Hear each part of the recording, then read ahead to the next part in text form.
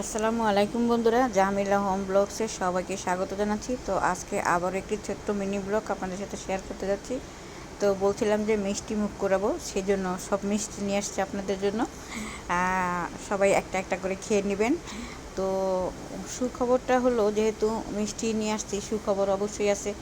আর সেই সুখবরটা হলো, আপনারা তো অনেকেই আমার বড় মেয়ের কথা শুনছেন যে সে চায়না থাকে। সে গত বছর ইয়েতে চায়না থেকে বাংলাদেশে আসছিল তার হাজব্যান্ড সহকারে, বেড়াতে আসছিল, ছুটিতে আসছিল। তো আসার পরে এক সপ্তাহ পরেই সে জানতে পারে যে সে কনসেপ্ট করছে। তো এটা জানার পরে সে আর চায়নাতে ফেরত যায়নি, তার হাজব্যান্ড একা চলে গেছে।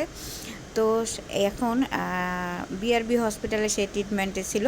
তো বিআরবি হসপিটালে গত মাসের, অর্থাৎ রমজান, 19 রমজান, সে হসপিটালে অপারেশনের মাধ্যমে, সিজারের মাধ্যমে ছেলে সন্তান জন্ম দিছে। তো তার ছেলে ভালো আছে, সবাই দোয়া করবেন। পরে বিস্তারিত আরও জানানো হবে।